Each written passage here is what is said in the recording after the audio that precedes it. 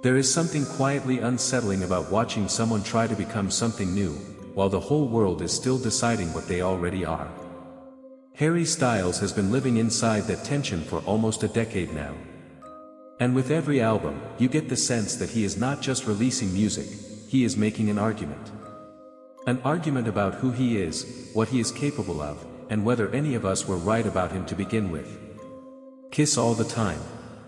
Disco, occasionally, is his latest argument.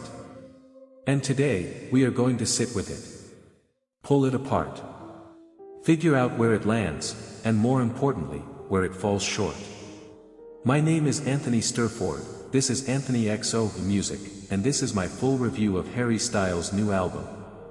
Before we get into the record itself, I want to take a step back, because I think that context actually matters a lot with this one. Harry Styles first stepped into global fame as part of One Direction, one of the most defining pop groups of the 2010s. That period made him a superstar.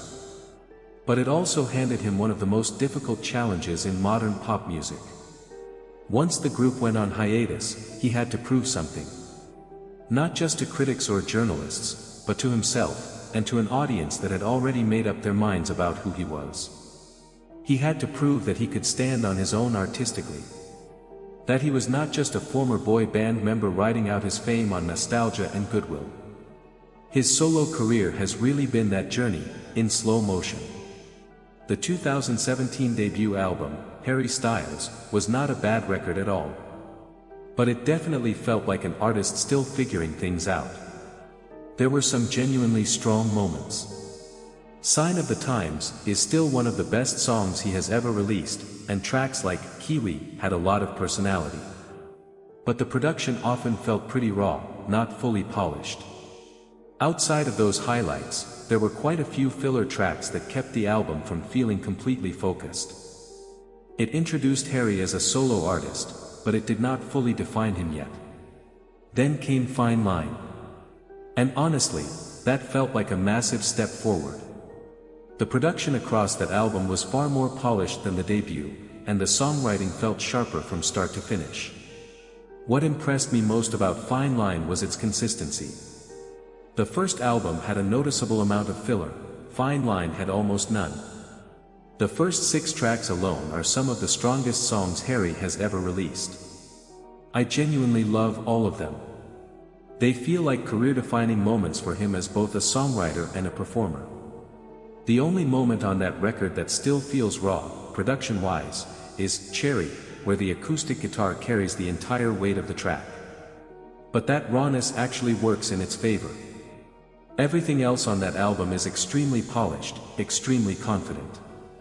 And then by the time he reached Harry's House, the production evolved again. After the sunshine pop and rock textures of Fine Line, this album leaned into something more laid back, a palette built around 80s-style synth pop and emotional electronic sounds. You hear it especially on As It Was, Matilda, and Satellite. That record showed clear, genuine growth in Harry's career without feeling forced or artificial. It was confident, stylish, and filled with iconic songs.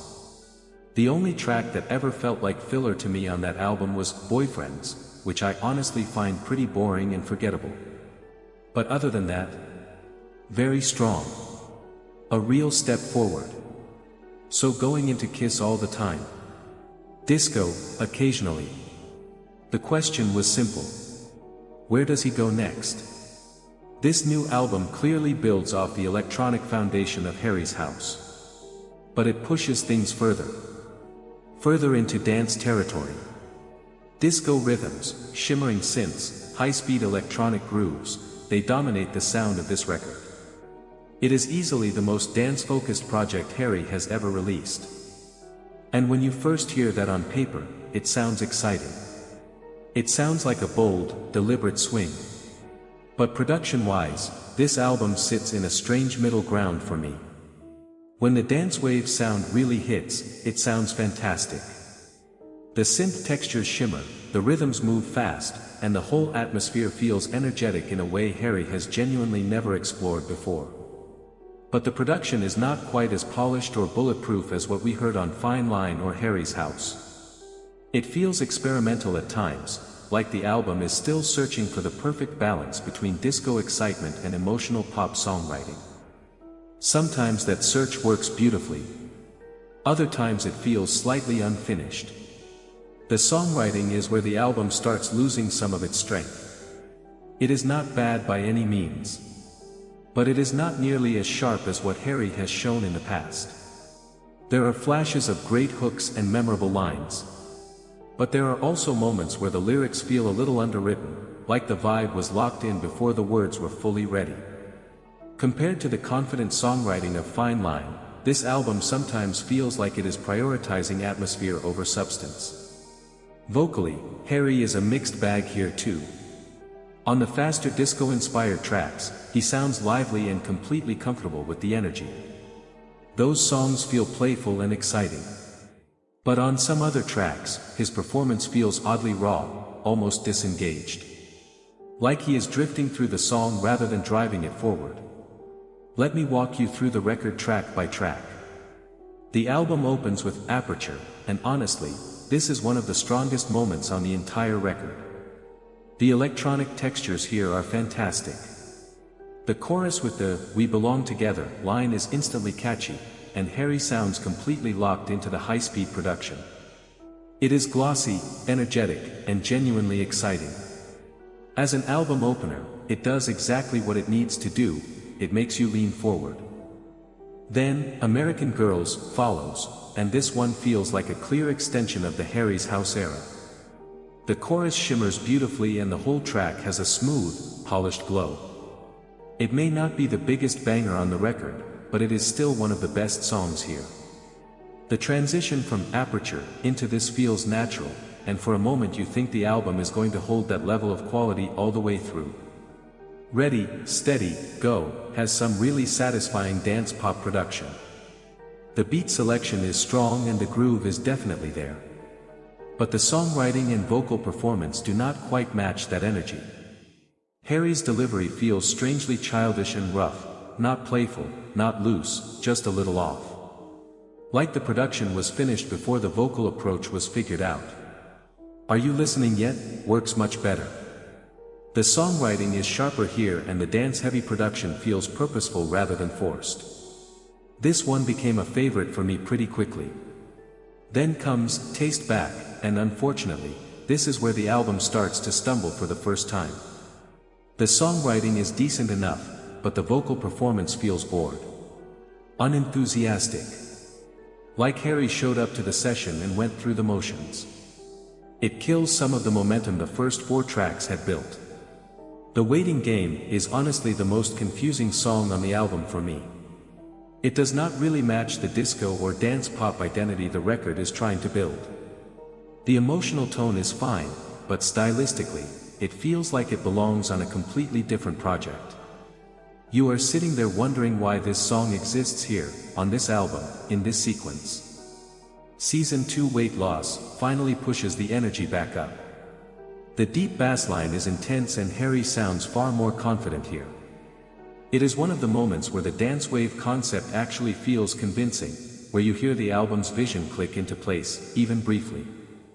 Coming Up Roses leans into a softer, romantic mood. The songwriting is genuinely solid. But the pacing is slow enough that it once again breaks the album's momentum. There is a pattern forming at this point, and it is a frustrating one. Then there is Pop. And this one is easily one of the biggest highlights on the entire record. Harry's performance is sharp, the synth pads absolutely shine, and the whole track creates this gleeful, celebratory atmosphere that fits the disco concept perfectly. It is one of my favorites here. This is the album at its most fun, its most alive. Dance No More goes full disco, and surprisingly, it does not explode the way it probably should. The idea is good. The concept is there. But the execution feels slightly underpowered. For a song called Dance No More on an album built around disco, you expect it to be a centerpiece. Instead it just sits there. Pain by Numbers brings back some raw guitar energy that actually reminded me a little of Sign of the Times, but it simply does not belong here. On an album that is supposed to revolve around disco and electronic dance sounds, a raw guitar track feels out of place. And beyond the placement issue, the song itself feels pretty lifeless. The album closes with Carla's song, and this one actually works well as an ending. The slower pace suits the atmosphere of a final track. Harry's vocals feel more natural here than on some of the earlier songs, more present, more genuine. It closes things out on a note of quiet sincerity, which is the right move. So where does all of this leave us? Kiss All the Time. Disco, Occasionally, is an album caught between two ideas. And that tension, between the disco ambition and the emotional pop instincts, never fully resolves itself. The move toward disco and dance wave sounds is genuinely interesting. And when it works, the results can be fantastic. Songs like Aperture and Pop prove that Harry can absolutely thrive in this kind of sonic environment. There is a version of this album that is genuinely great. But this is not quite that version. The album never fully commits to its own identity. A few tracks feel disconnected from the core sound. The songwriting is not as consistently strong as it was on his best records. And the vocal performances are uneven in a way that is hard to ignore when you have heard what Harry is actually capable of delivering. It is still a solid effort.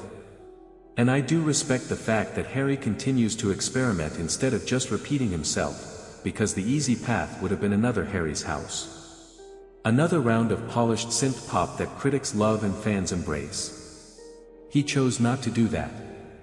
And that decision, even when it does not fully pay off, says something real about him as an artist. But compared to the confidence and consistency of Fine Line and Harry's House, this project lands somewhere in the middle. There are great highs here. And there are some genuinely frustrating lows. My rating for Kiss All the Time, Disco, Occasionally, is a 6 out of 10. That is my full review of Harry Styles' new album. I would genuinely love to know where you land on this one, especially if you have been following his career for a while. Do you think the disco direction was the right move? Or do you think he left something better on the table? Drop your thoughts in the comments. I read every single one. And if you are new here, this channel is still very young, and every person who subscribes right now is genuinely helping build something worth sticking around for. We cover music with honesty, with depth, and without chasing whatever is trending. If that sounds like what you have been looking for, hit subscribe. It truly means a lot at this stage. If this review gave you something, a new perspective, a reason to revisit the album, or just a good few minutes of your day, leave a like and share it with someone who cares about music the way you do. I will see you in the next one.